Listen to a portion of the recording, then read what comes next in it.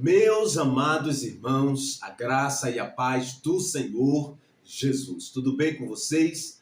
Graças a Deus. Meus amados, nesta noite eu quero compartilhar com vocês uma palavra que vai edificar a sua fé, mas também vai fortalecer você para que você continue firme e constante, sempre atuante na obra do Senhor.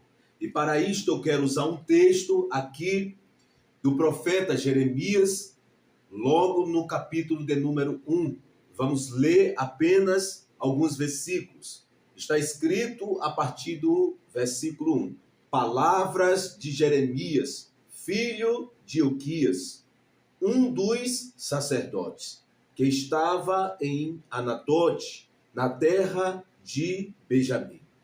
A ele veio a palavra do Senhor nos dias de Josias, filho de Amon, rei de Judá, no 13º ano do seu reinado.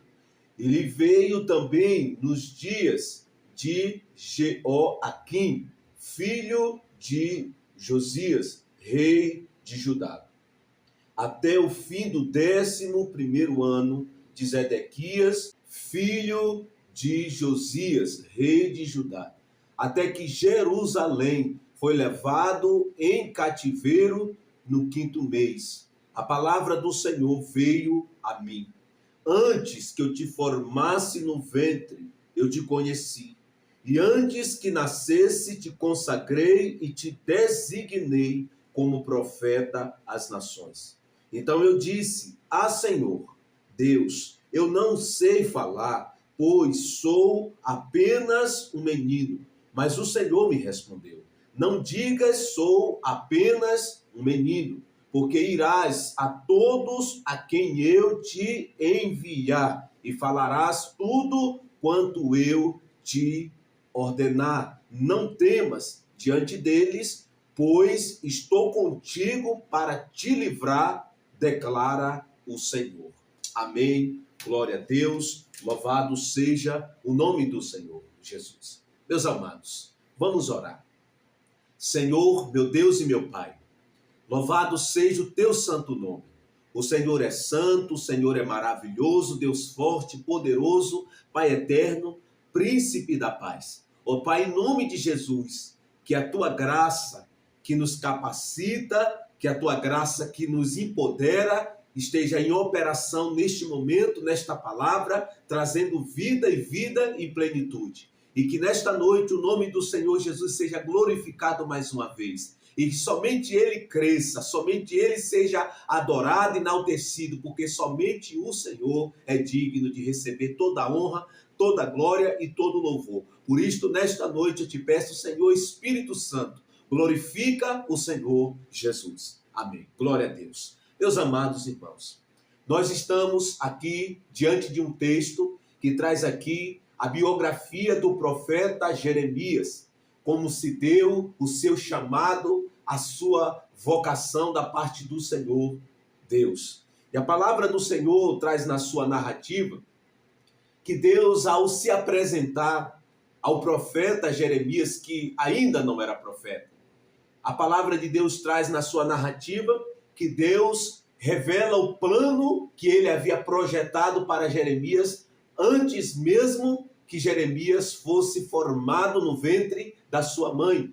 E a palavra de Deus diz que o Senhor, ao se revelar para ele, Deus diz: antes que eu te formasse no ventre, te conheci, e antes que nascesse, te consagrei e te designei como profeta às nações. Então eu disse: Senhor Deus, eu não sei falar, pois sou apenas um menino. Então Deus se revela para Jeremias de uma forma pessoal e particular. E Deus aqui, ele revela para Jeremias que o plano que ele tinha na vida de Jeremias não passou a existir no momento em que Jeremias foi gerado no ventre da sua mãe. Ou quando a sua mãe descobre que ela estava esperando um filho. A palavra do Eterno traz aqui que o Deus pré-existente, o Deus onisciente que conhece todas as coisas com antecedência, traz daqui o texto, a narrativa, que ele se revela a Jeremias, dizendo que antes que Jeremias fosse formado no ventre, ele já havia conhecido Jeremias e havia escolhido Jeremias e consagrado e designado o profeta Jeremias como profeta às nações. E esse texto traz aqui, na sua substância, esse conceito pleno da chamada de Deus, da vocação de Deus para todos os seres humanos. Porque o chamado de cada um de nós, pessoalmente falando, não se dá quando a nossa mãe descobre que está esperando o filho. Ou este chamado se dá no momento em que nós nos convertemos ao Senhor Jesus. O chamado que Deus tem para cada um de nós, pessoalmente, particularmente falando, é algo que ele já projetou na eternidade, porque Deus, como aquele que é onisciente, que conhece todas as coisas, antes mesmo que ela venha à substância, à mente humana, este Deus que conhece todas as coisas plenamente, ele, por nos conhecer com antecedência, ele traça um caminho para nós, ele projeta um caminho para nós, mas cabe a mim e a você decidir se nós vamos querer trilhar o caminho que Deus tem para nós, ou se nós vamos rejeitar e seguir o nosso próprio caminho. Porém, quando nós rejeitamos o chamado de Deus, quando nós rejeitamos a chamada de Deus para a nossa vida, confiando no nosso próprio eu, no nosso próprio caminho, nós vamos ter consequência drástica. Porque Provérbios, capítulo de número 14, versículo 12, a Bíblia diz que há caminho que para o homem parece correto, mas que no fim conduz à morte.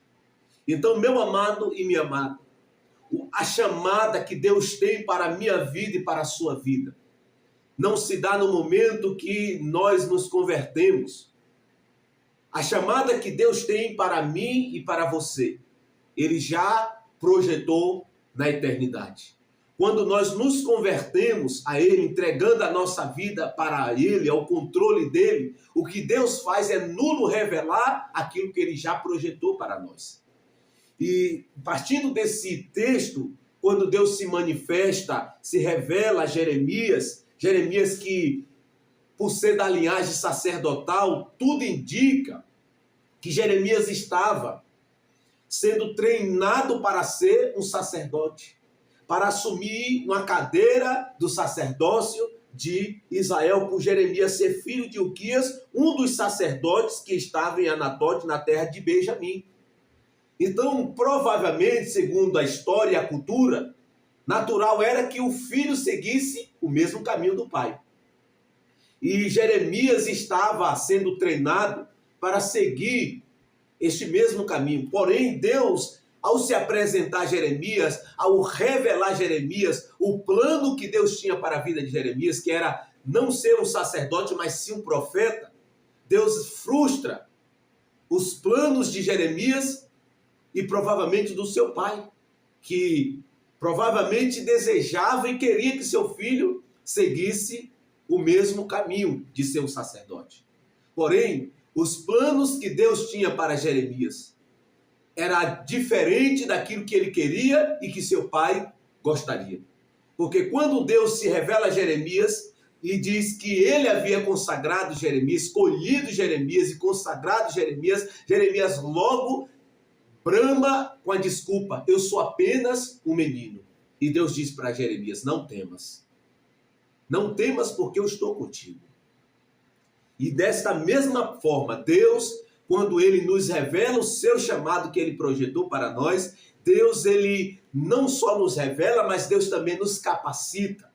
Deus também nos qualifica, Deus nos aprimora para que nós possamos exercer com maestria e com excelência a vocação que ele tem para a nossa vida. Então, quando Deus revelar para você aquilo que ele tem para a sua vida, ou se Deus já revelou o que ele tem para você, a área que ele quer usar você no reino dele, não temas, não se sinta incapaz, Pelo contrário, tenha fé e confiança que o que te chamou é o que te capacita, é o que te dá estrutura, tanto física, emocional e espiritual, para que você exerça com dignidade a chamada que ele já projetou para a sua vida. Jeremias, quando recebe da parte de Deus a revelação do chamado específico que Deus tinha na vida dele, Jeremias, ele logo teme. E a palavra do Senhor traz a narrativa que Deus, diante do temor de Jeremias, o Senhor responde para ele: não temas diante deles, pois estou contigo para te livrar, declara o Senhor. Então, diante de Deus, não podemos e nem devemos apresentar desculpas. O que nós precisamos é apresentar a solução.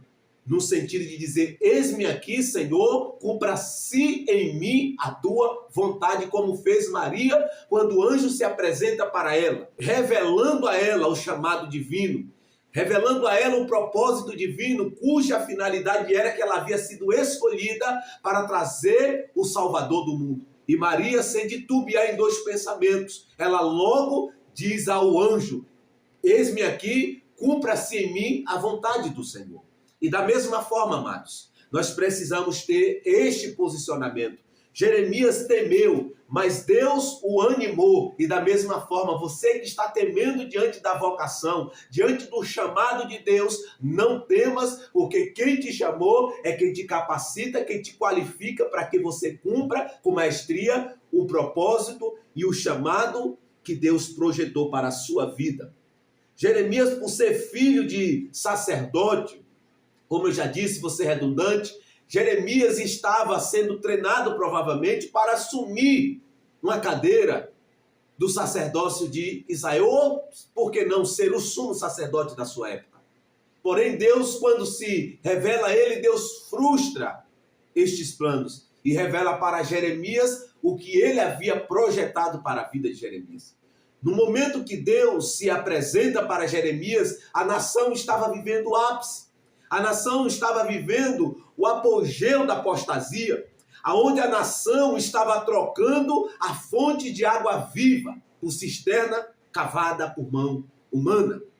Porém, Deus, ao se apresentar a Jeremias, Deus anima Jeremias e coloca Jeremias como resistência contra o povo, onde Jeremias seria um porta-voz da parte de Deus, exortaria o povo de Deus para que o povo tivesse um posicionamento de arrependimento, de voltar o seu coração para a palavra de Deus, para a vontade de Deus. E Jeremias, ao receber as revelações da parte de Deus, visões da parte de Deus, Jeremias ele teme, mas Deus diz para ele: hoje te ponho como cidade fortificada, e como coluna de ferro e muros de bronze, contra toda a terra, contra os reis de Judá e contra os seus príncipes, contra os seus sacerdotes e contra o povo da terra. Eles lutarão contra ti, mas não te vencerão, porque eu estou contigo para te livrar, diz o Senhor.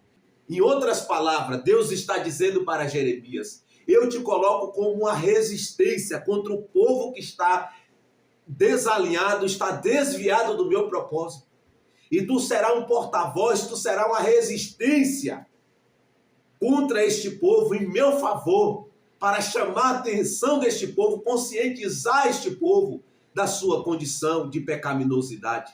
Eles vão lutar contra ti, eles vão te perseguir, mas eles não te vencerão, porque eu estou contigo para te livrar. E aqui nós podemos aprender que o fato de Deus ter uma chamada na nossa vida, o fato de nós termos um ministério, uma vocação da parte de Deus, isto não nos dá imunidade e não nos priva das perseguições, não nos priva das adversidades, das vicissitudes e intempéries que sobrevêm como prova de fogo. Isto não nos dá imunidade que nós não vamos passar, isto não é garantia que nós não vamos passar por estas coisas, nós não vamos ser perseguidos. Pelo contrário, Deus está dizendo: vai haver perseguição, vai haver resistência, vai haver tribulação, mas eis que eu estarei contigo para te livrar, diz o Senhor. Então, diante da chamada que Deus te encarregou, que Deus te responsabilizou, precisou, se está havendo perseguição, se está havendo resistência à tua mensagem, à sua mensagem, se está havendo oposição, meu amado e minha amada, não te apavores, não te perturbe, pelo contrário, permaneça no posto, permaneça no lugar que Deus te colocou, porque a presença de Deus é maior do que a presença dos seus inimigos. A presença de Deus, o poder de Deus com você é maior do que as investidas do inimigo que nos vem para tentar nos desviar, de nos tirar da presença de Deus. Então permaneça. Jeremias, ele foi perseguido, Jeremias sofreu, foi jogado em cisterna, foi amarrado, foi judiado, foi maltratado pelo seu próprio povo, que não queria aceitar a mensagem da parte de Deus que era transmitida pelo profeta Jeremias.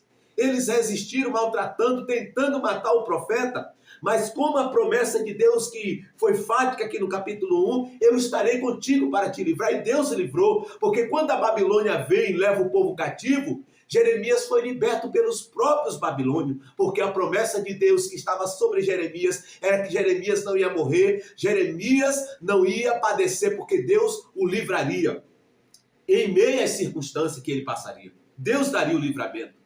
Jeremias que profetiza por 40 anos na nação, e a nação não deu uma resposta positiva. Jeremias exerce seu ministério 40 anos na nação natural, mas 5 anos no Egito, pois foi levado à força pelo seu próprio povo. E o profeta Jeremias morre no Egito. Mas Deus cumpriu toda a promessa de livramento que Deus havia prometido a ele. E, meus amados, se você é um vocacionado, um chamado da parte de Deus, não te apavore nem te assuste, mas pelo contrário, permaneça firme e constante, sempre atuante na obra do Senhor. Porque Deus, ele tem galardões para você, naquele dia que você cruzará e colocará os seus pés nas mansões celestiais. O que nós precisamos no presente século é permanecer em obediência, é permanecer no cerne da vontade de Deus, independentemente das circunstâncias. O Jeremias, ele padeceu, ele sofreu, mas ele cumpriu o ministério que Deus tinha para ele. Alguns momentos quis desistir, sim, como um ser humano qualquer como outro. Mas ele perseverou, ele persistiu e ele seguiu a diretriz que Deus havia projetado para ele desde a eternidade. Porque o texto é fático ao dizer, meus amados, que Deus revela para ele a sua chamada em um cenário de apostasia, de rebelião contra Deus. Deus se revela a ele dizendo, se não vejamos, versículo 4, a palavra do Senhor veio a mim, disse Jeremias, antes que eu te formasse no ventre, te conheci, e antes que nascesse, te consagrei e te designei como profeta às nações. Então Deus diz a Jeremias, antes que eu te formasse no ventre, eu te conheci. E antes que nascesse, eu te consagrei e te designei como profeta às nações. Ou seja, Deus está dizendo, Jeremias, você está pensando em ser um sacerdote da nação. Mas o que eu tenho para ti é maior do que ser um sacerdote. Tu vais ser um profeta não só da nação de Israel, mas tu serás um profeta das nações da época, do mundo da época de Jeremias. O ministério de Jeremias, Deus estava dizendo para ele, revelando a ele que abranger, que alcançar um nível de profundidade e de altura, que ia perpassar as nações da terra, do mundo da época. Que o ministério de Jeremias tem o seu impacto até hoje no presente século. Porque quando nós lemos e pregamos os escritos que o Pai, por meio de Jeremias, revelou, é o ministério de Jeremias em execução, nas mãos do Senhor. E você que tem um chamado da parte de Deus, você que foi chamado por Deus, você que é vocacionado por Deus, você precisa ter um posicionamento de perseverar e de continuar, porque as decepções que você já enfrentou, já presenciou e já passou, você precisa deixar para trás. Tendo um posicionamento como o apóstolo Paulo, que disse em Filipenses 3, versículo 13, Paulo diz, esquecendo-me das coisas que ficaram para trás, eu avanço para as que estão adiante de mim, eu prossigo para o alvo pelo prêmio do chamado celestial de Deus em Cristo Jesus. É o que nós precisamos fazer todos os dias. Precisamos ter um posicionamento de, como o apóstolo Paulo, esquecer das coisas que ficaram para trás e avançar para as que estão adiante. Porque quando nós fazemos desta maneira, nós estamos tendo um posicionamento de maturidade. Nós estamos andando segundo aquilo que Deus projetou para a nossa vida. Porque nós só vamos poder executar com maestria aquilo que Deus nos comissionou e nos encarregou, se nós termos um posicionamento de não ficar olhando para trás, vivendo de saudosismo, mas nós precisamos olhar para frente, para o alvo, pelo prêmio do chamado celestial de Deus em Cristo Jesus. Entendendo que, ainda que passemos por vicissitudes, ventepéres desta vida, há um prêmio, há uma recompensa quando nós cruzarmos os portões celestiais. Então, meu amado, tenha este posicionamento e esta consciência. E a partir desta explicação e ter dito isto, eu quero mencionar aqui alguns chamados da parte de Deus que impactam a nossa vida. Então, o título da mensagem desta noite é Os chamados de Deus que impactam nossa vida. O primeiro chamado de Deus que impacta a nossa vida é o chamado do Pai para todos os seres humanos, para que se arrependa dos seus pecados. Porque quando o homem, feito do pó da terra, em perfeito estado, porém quando o homem, no jardim do Éden, desobedece a voz de Deus, o mandamento de Deus, e dá ouvido à sua mulher que estava ouvindo a Satanás, e ele come do fruto da árvore do conhecimento do bem e do mal, ele quebra o mandamento de Deus. E houve aqui uma ruptura no relacionamento do homem com Deus, porque o pecado faz separação entre nós e o nosso Deus. E a partir de Adão, todos pecaram e destituídos estão da glória de Deus. Por isso precisa aceitar o convite, aceitar o chamado de Deus ao arrependimento. Porque você pode pensar, mas eu não ando fazendo coisa errada. Existem dois níveis de arrependimento. E eu quero mencionar aqui. Existe o arrependimento pelas ações que nós fazemos, que ferem os princípios da palavra de Deus. E existe o arrependimento de quem nós somos por natureza, pecadores. Porque em Adão todos pecaram e destituídos estamos da glória de Deus. Então nós precisamos nos arrepender nessas duas dimensões. Então, quando o homem peca no Éden, ele que foi projetado por Deus para reproduzir segundo a sua espécie, ele danifica o modos. E a partir daí, por estar danificado, todos que vêm da linhagem adâmica, vêm com a natureza adâmica pecaminosa. Por isto, Deus chama o ser humano, Deus chama o homem a este lugar de arrependimento. E esta mensagem é uma mensagem que está na página da palavra de Deus, tanto do veterotestamentário e tanto do neotestamentário, saltitante, gritante, que é a mensagem cuja centralidade é o chamado de Deus ao homem para o arrependimento. Quando nós nos reportamos para o Evangelho de Jesus Cristo, segundo escreveu Mateus, nós vemos que quando João começa o seu ministério no tempo em que os romanos estavam dominando o mundo da sua época, onde a corrupção da espiritualidade de Israel estava no seu ápice, no clímax, a tal ponto de estar dois sumos sacerdotes na cadeira da espiritualidade de Israel. Deus levanta o homem não no templo, mas no deserto, com a mensagem que grita com um convite e um chamado da parte de Deus ao arrependimento. João Batista surge no Rio Jordão, batizando aqueles com base no arrependimento. E a mensagem que João pregava era, se não vejamos, naqueles dias apareceu João Batista pregando no deserto da Judeia, dizendo, arrependei-vos, porque o reino do céu chegou. Então a mensagem que João prega para aquele povo da sua época era a mensagem de arrependimento, enfatizando e evidenciando ao povo o chamado de Deus ao arrependimento. E certo dia, quando multidões iam até ele para ser batizado com base no arrependimento. O próprio Filho de Deus, o Senhor da glória, aquele que é santo e poderoso e eterno, foi até João Batista para ser batizado, não porque ele tinha pecado, mas para se identificar com os pecadores. João tenta impedi-lo, mas ele diz para João: é necessário que cumpramos toda a lei. E em fazendo assim, João consente que Jesus fosse batizado.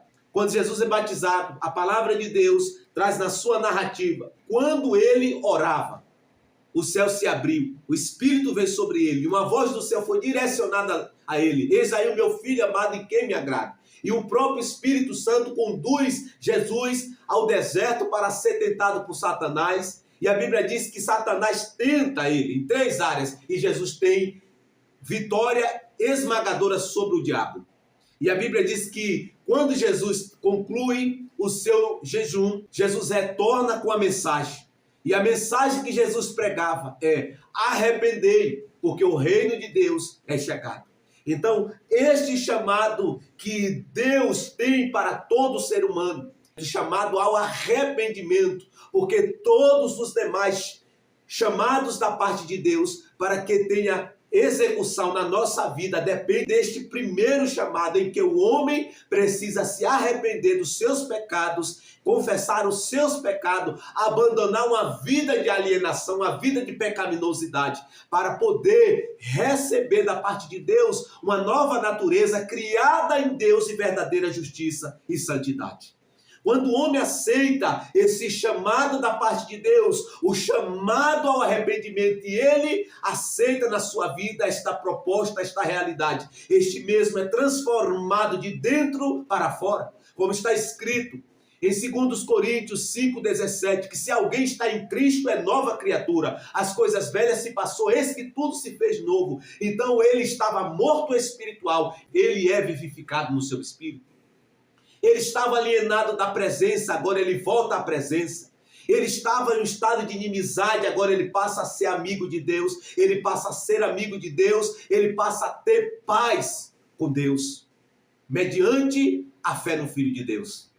Então, meu amado, o primeiro chamado de Deus para todo ser humano é o chamado ao arrependimento, e é sem acepção de pessoas, e todos precisam reconhecer a sua condição de comiseração e aceitar o chamado da parte de Deus. E quando este mesmo aceita o chamado da parte de Deus, ele é transformado de dentro para fora. E entra aqui um propósito em que Deus, ele transforma, mas o homem precisa ter uma atitude de reciprocidade, de interagir a essa transformação da parte de Deus. Porque em Efésios 4, a partir do versículo de número 18, a palavra de Deus diz que Paulo, falando aos Efésios, ele diz que eles não aprenderam de Cristo ser depravados, mas eles aprenderam de Cristo a ser santo, e por ter aprendido de Cristo, eles precisavam despir do velho homem, ou seja, de uma vida errada, de um código de conduta errado, para poder viver a vida de Cristo, a vida nova,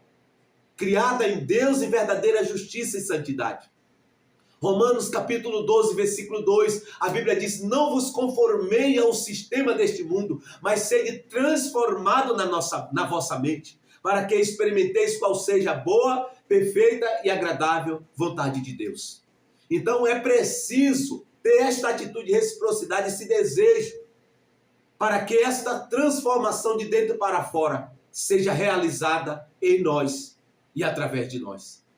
Então, nós precisamos aceitar este primeiro chamado da parte de Deus, o chamado ao arrependimento. Mas mesmo ao ter aceitado, passar pela porta do arrependimento, passar pelo novo nascimento, o cristão vivo, que nasceu da água e do Espírito, ele precisa a cada dia viver neste lugar de arrependimento. Ele precisa a cada dia estar sempre se expondo à palavra de Deus, para que a palavra de Deus, que é o espelho da nossa alma, possa fazer separação daquilo que é santo, daquilo que é profano, que está em nossa vida. Para que nós possamos ser limpos a cada dia pela palavra de Deus, porque embora nós já tenha sido lavado pela palavra de Deus, nós que já nascemos da água do Espírito, nós precisamos e devemos continuar nos expondo à palavra de Deus, para que a palavra continue nos santificando, nos purificando e nos lavando de toda injustiça. Então, meu amado, nós precisamos estar na presença de Deus com essa consciência que após passar por este primeiro chamado, nós precisamos permitir que este chamado ao arrependimento, esta consciência de pecado, de reconhecimento de pecado, permaneça em nós, porque quando nós temos esta consciência, nós não ficamos soberbos, nós não ficamos autossuficiente, prepotente, achando que nós não mais precisamos nos arrepender. Porque nós pecamos por atos, palavras e pensamentos e nós precisamos nos arrepender. Porque quando nós nos arrependemos, o Filho de Deus, que é gracioso, complacente, derrama graça sobre nós, como está escrito, que se confessarmos os nossos pecados, Ele é fiel e justo para nos perdoar os pecados e nos purificar de toda injustiça. Este primeiro chamado está exposto nas páginas da palavra de Deus. Este primeiro chamado ao arrependimento, quando Jesus ressuscita e sobe aos céus, em ascensão aos céus, 50 dias após morte e ressurreição de Cristo, no dia de Pentecostes, o Espírito desce sobre os apóstolos que estavam no cenáculo. Os apóstolos pregam a mensagem para judeus de 14 nações helênicas, que estavam presentes no dia de Pentecostes em Jerusalém. E a Bíblia diz que resumindo, a Bíblia diz que quando eles ouvem aquele fenômeno, correram, uns zombavam e outros ficavam abismados, estarrecidos, impactados pelas experiências que eles estavam presenciando. Pedro se levanta com a mensagem. E após ouvir esta mensagem, os homens começaram a perguntar: homens, o que devemos fazer? O que devemos fazer? E a mensagem que Pedro disse para eles é: arrependei-vos e crerdes. Então, este primeiro chamado da parte de Deus a toda a humanidade é sem exceção de pessoas. Todos nós precisamos ser imergidos neste lugar. Nós precisamos aceitar este convite para que nós possamos receber o perdão da parte de Deus, mas também receber a vida de Deus e as benesses propostas pelo Evangelho da cruz de Cristo. E nós precisamos entrar neste lugar. A palavra de Deus em Atos 2:37 diz que quando ouviram isto, eles ficaram com o coração pesaroso e perguntavam a Pedro, aos demais apóstolos: irmãos, o que faremos? Pedro então lhe respondeu: arrependei-vos e cada um de vós sejam batizados em nome de Jesus Cristo para perdão de vossos pecados e recebereis o dom do Espírito Santo. Então a mensagem que está em toda a página das Escrituras veterotestamentárias e neotestamentárias é esta: o primeiro chamado de Deus a toda a humanidade, o chamado ao arrependimento. E nós precisamos aceitar, se submeter, porque a palavra de Deus diz no livro de Salmos: se hoje ouvirdes a sua voz, não endureçais o coração, como o povo fez em Meriba. Não endureçais o coração. Se ouvirdes a voz de Deus, e como nós ouvimos a voz do Senhor, mediante a sua palavra primariamente, mas mediante a experiência com o Espírito Santo. Então, meu amado, nós precisamos aceitar este convite. Não endureça o seu coração, mas pelo contrário, aceite a mensagem, aceite o convite do chamado de Deus ao arrependimento, porque você só vai poder viver as promessas de Deus, as vocações que Deus tem para a sua vida, se você se submeter a este primeiro chamado, o chamado ao arrependimento. Atos 17, versículo de número 30, quando o apóstolo Paulo chega em Atenas, a mensagem que Paulo prega aos atenienses é a mensagem do arrependimento. Se não vejamos o que Paulo disse aos atenienses após uma pregação contextualizada a partir dos elementos que estavam ali diante de Paulo, Paulo faz a aplicação da sua mensagem nas seguintes palavras: mas Deus, não tendo em conta os tempos da ignorância, ordena agora que todos os homens em todo lugar que se arrependam. Então este é o primeiro chamado de Deus a toda a humanidade, a todo ser humano. E todo ser humano precisa ter humildade e reconhecer a sua vida de comiseração e a sua natureza pecaminosa, o seu ápice da apostasia de Deus, da alienação de Deus e aceitar o convite de Deus, o chamado de Deus ao arrependimento. E Paulo, quando chega em Atenas, Paulo deixa claro este axioma, que aquele povo precisava se arrepender. Segundo Pedro, capítulo 3, versículo 9, está escrito: o Senhor não retarda a sua promessa, mas é longânimo para convosco, não querendo que alguns se percam, senão que todos venham a se arrepender. Então Pedro afirma que nos últimos dias muitos começariam a zombar correlacionado à vinda do Senhor Jesus, à volta de Cristo. Porém, Pedro aqui nesse versículo explica que o fato de Jesus não ter vindo é porque Deus é longânimo. E Deus não quer que ninguém se perca, mas que todos se arrependam e sejam salvos. Então este é o primeiro chamado de Deus para toda a humanidade, tanto do passado, no presente e do futuro. O desejo do Pai é que toda a humanidade aceite este primeiro chamado da parte de Deus e se arrependa e venha ser salvo, ser perdoado, salvo e receba as bênçãos da redenção do Filho de Deus. Ezequiel 18:30. Portanto, diz o Senhor Deus: eu vos julgarei, cada um conforme os seus caminhos, ó casa de Israel. Vinde converter-vos de todas as vossas transgressões, para que a maldade não vos leve à perdição. Livrai-vos de todas as transgressões que cometeste contra mim. Criai em vós um coração novo e um espírito novo, porque haverias de morrer, ó casa de Israel. Porque não tenho prazer na morte de ninguém, diz o Senhor Deus. Convertei-vos e vivei. O que estava acontecendo aqui na época do profeta Ezequiel? Havia uma crise moral e uma crise espiritual, aonde o povo estava corrompido. Aquilo que era certo passou a ser errado e o errado passou a ser certo, a tal ponto de o povo ser levado ao exílio da Babilônia, pela Babilônia.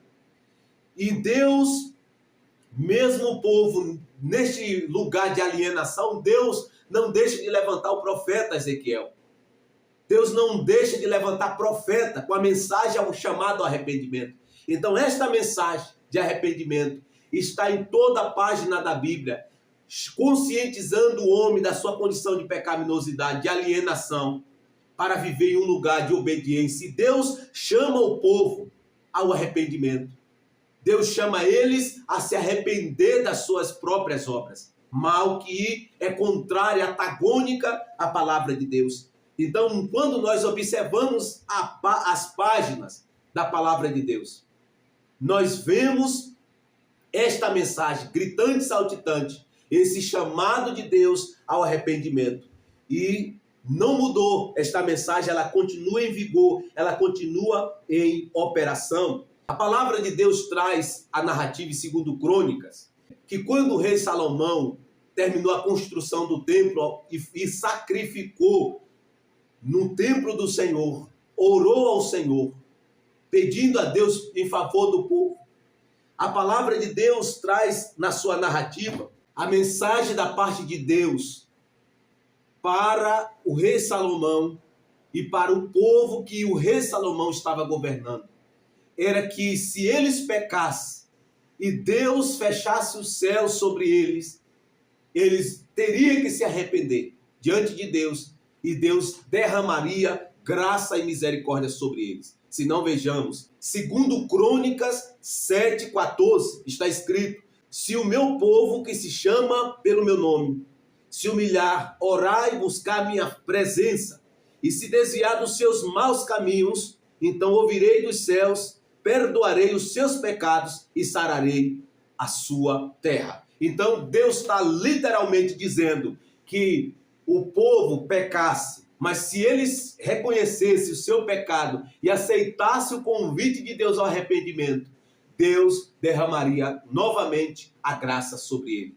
Deus voltaria para eles e sararia a sua terra. Então esta mensagem, meu amado, esse convite, esse chamado de Deus ao arrependimento, está em toda a página da Bíblia. E nós precisamos dar ênfase, porque a própria Bíblia passou do nível da informação para dar ênfase, porque isto denota e classifica como fundamento e fundamental importância para a vida de toda a humanidade e para todo ser humano, que precisa ser levado em consideração. Na época do profeta Oséias, a palavra do Senhor traz, tanto no contexto histórico, mas também no livro do profeta Oséias, a nação estava vivendo em um lugar de crise moral e de crise espiritual, e Deus lembra eles e ratifica para eles este chamado ao arrependimento.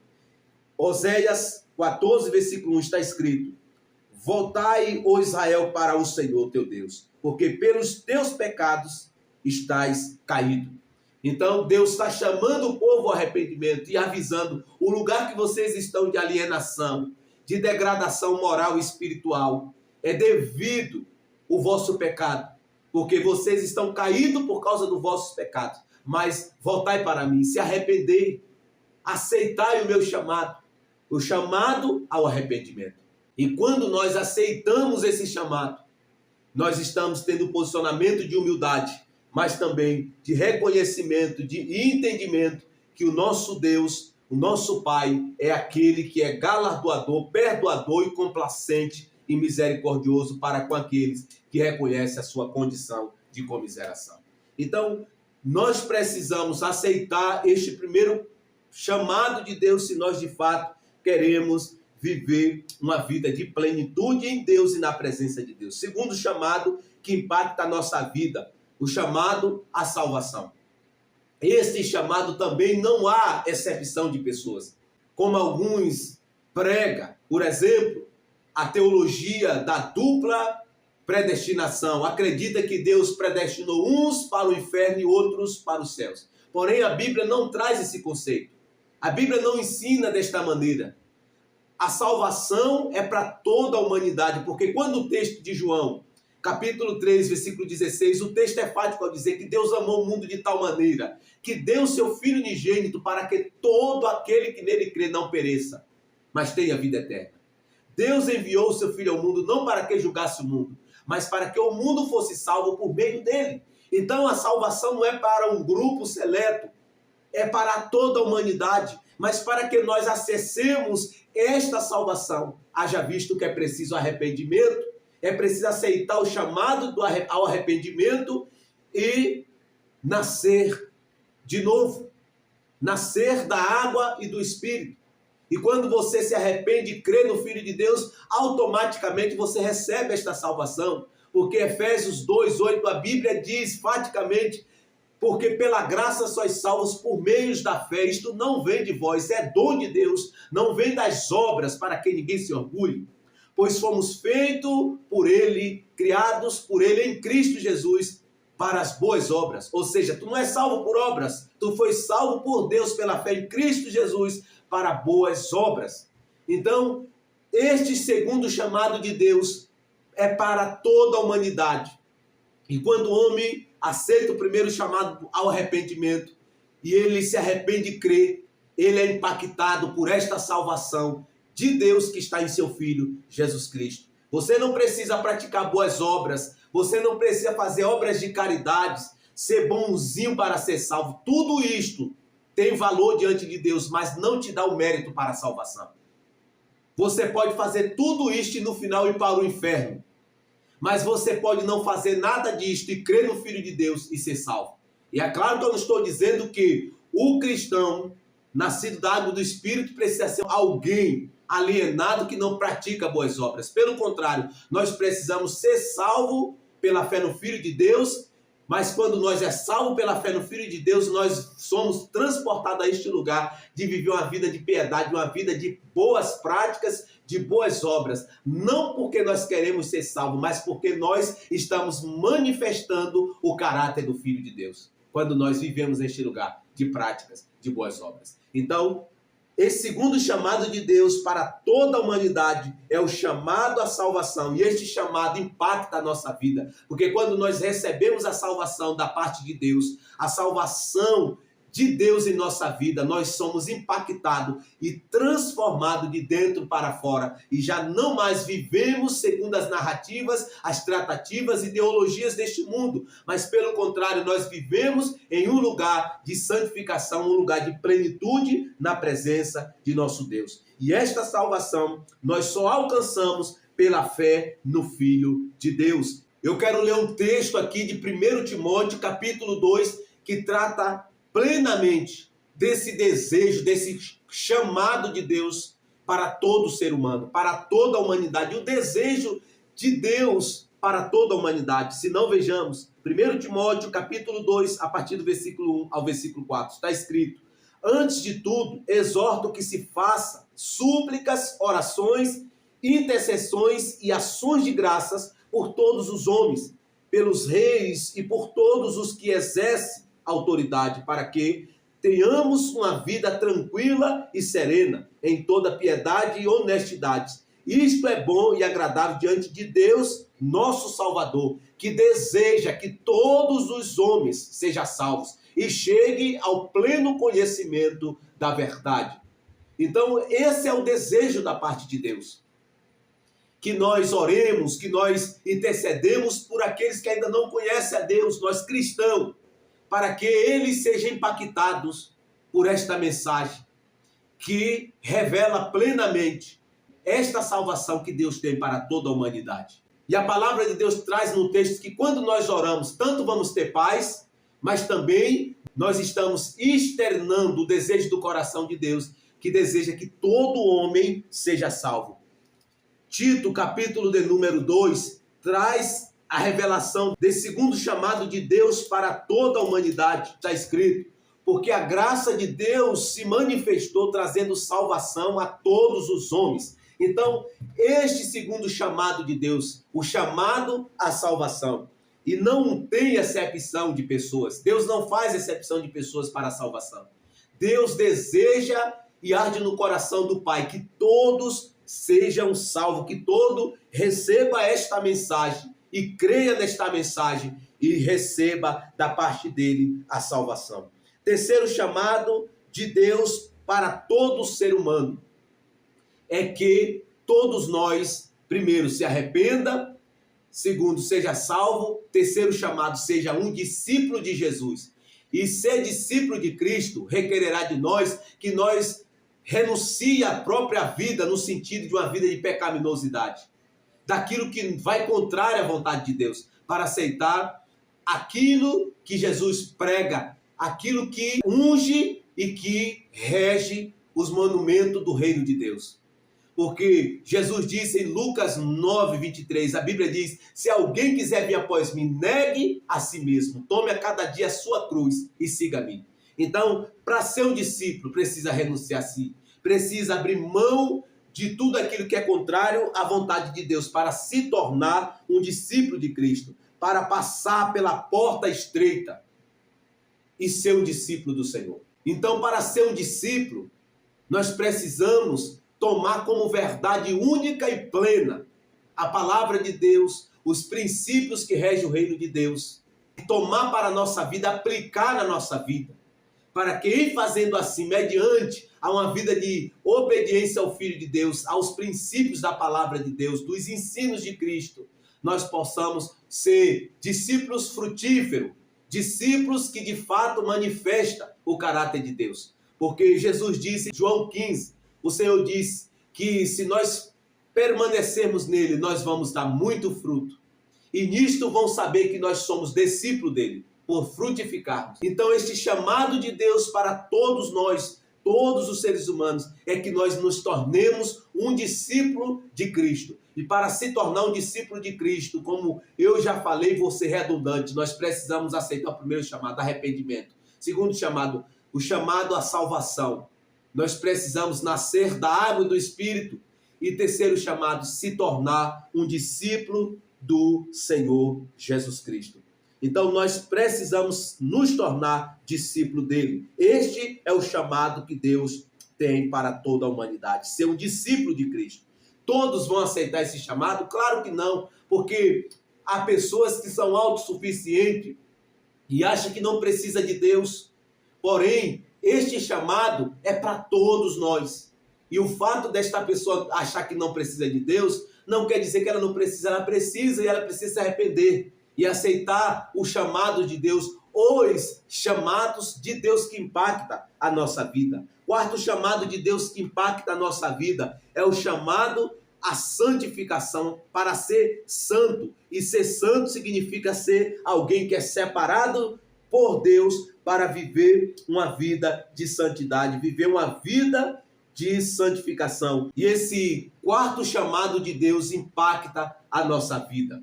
Então nós precisamos aceitar, após passar pelo primeiro chamado, arrependimento, nós precisamos entrar neste lugar que é o chamado para ser santo, ser alguém que vive e que manifesta o caráter de Deus. 1 Pedro, capítulo de número 1, versículo 13 ao versículo de número 16 está escrito: portanto, com entendimento pronto para entrar em ação, tende autocontrole e esperar inteiramente na graça que vos é oferecida, na revelação de Jesus Cristo. Como filhos obedientes, não vos amoldeis aos desejos que tinhais em tempos passados, na vossa ignorância, mas sede-vos também santos em todo o vosso procedimento, assim como é santo aquele que vos chamou. Pois está escrito: sereis santos, porque eu sou santo. Então, esse quarto chamado da parte de Deus é para que nós sejamos santos. Ser santo requererá de nós um posicionamento, porque existe a santificação posicional que acontece no momento da nossa conversão ao Senhor Jesus, quando nós somos perdoados, lavados dos nossos pecados. Mas após passar por esta santificação inicial, nós entramos no processo da santificação progressiva, que se dá no processo até a vinda de nosso Senhor Jesus. E é neste processo que nós precisamos estar em um lugar de santidade. Essa santificação progressiva é Deus, mediante o seu Espírito, realizando em nós essa santificação. Porque Filipenses 2,6, a Bíblia diz que aquele que começou a boa obra em vós irá completar até o dia de Cristo. É Deus quem nos santifica, mas a nossa parte é ter um posicionamento diante de Deus, como o texto é fático ao dizer que nós não podemos e nem devemos nos amoldarmos aos desejos que tínhamos em outra hora, mas pelo contrário, nós precisamos tomar um posicionamento de viver em um lugar de santidade, porque existe a santidade posicional que acontece no momento da nossa conversão em Cristo Jesus, a santificação progressiva, mas também neste ato da santificação progressiva que está acontecendo, existe a santificação posicional, que é eu e você que temos que ter uma atitude de ser santo, porque o texto é fático: sede. Então a ordem é imperativa: sede santo, porque eu sou santo. Então não é só Deus quem realiza, Deus realiza na proporção e na medida que nós nos disponibilizamos diante dele, para que ele possa realizar essa santificação diante de nós. E quando nós nos posicionamos neste lugar de santificação, nós estamos aceitando esse quarto chamado de Deus na nossa vida, de ser santo. Porque ele diz: sede santo, porque eu sou santo.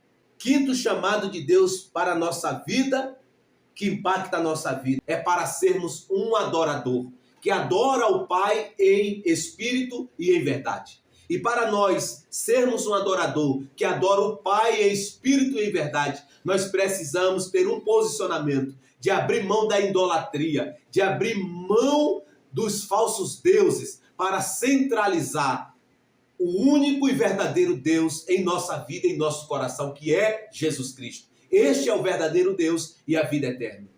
Nós, para sermos um adorador, nós precisamos ter um coração quebrantado e arrependido, porque Deus não desprezará o coração quebrantado e arrependido. E é bom que se diga que ser um adorador não tem nada a ver em cantar louvores, embora os louvores sejam ferramentas que nós usamos para nos introduzir neste lugar da verdadeira adoração, ou de ser um adorador. Para ser um adorador, requererá de nós posicionamento, como eu já disse, de abrir mão de tudo aquilo que toma o lugar de Deus no nosso coração. E quando nós fazemos desta maneira, nós começaremos a discernir e a entender no nosso espírito o que é ser um adorador. Ser um adorador requererá de nós adorar o Pai em espírito, alma e corpo. Por exemplo, adoração de forma prática. Quando você, diante de algo errado, você escolhe fazer o certo, você está manifestando a verdadeira adoração a Deus. Quando você, diante do pecado, você renuncia ao pecado por amor a Deus, você está adorando a Deus em espírito e em verdade. Quando você toma um posicionamento de fazer aquilo que está dentro do cerne, do escopo da vontade de Deus, alinhado com os propósitos de Deus, você está adorando a Deus. Quando você renuncia o seu eu, o seu ego, para centralizar Cristo Jesus, você está adorando a Deus.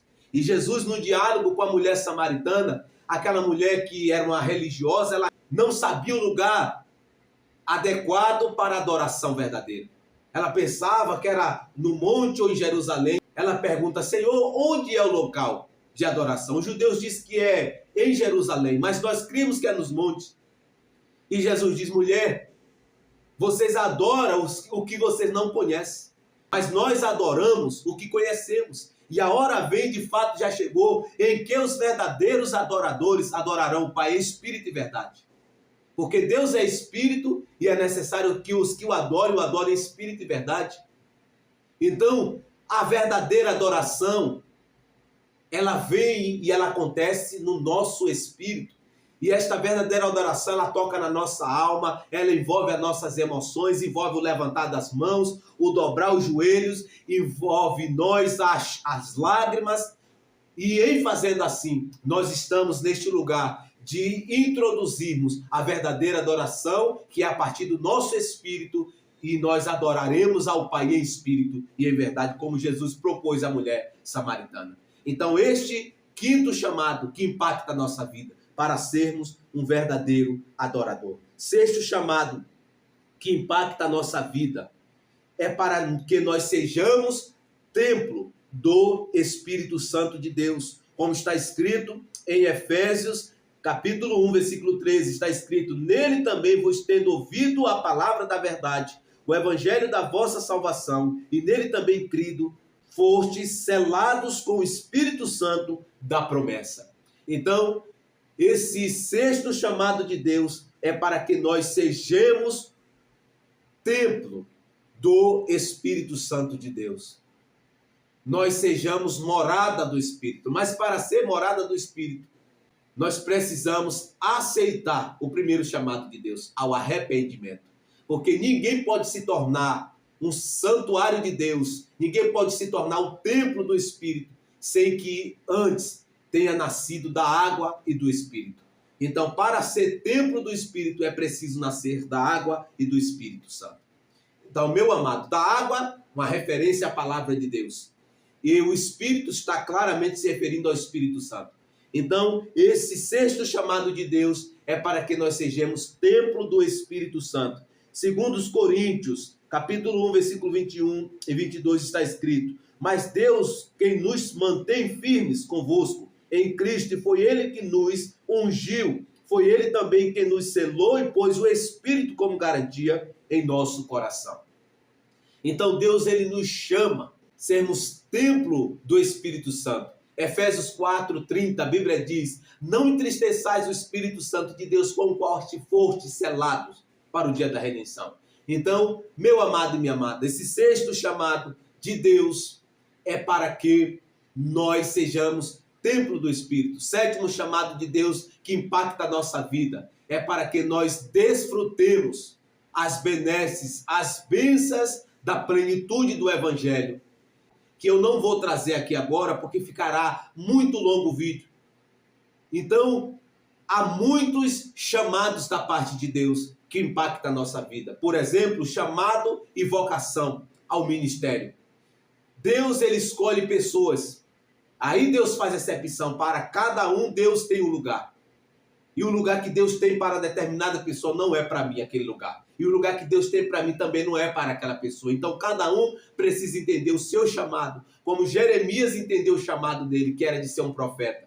E você precisa buscar entender o seu chamado, para que você possa exercê-lo com maestria.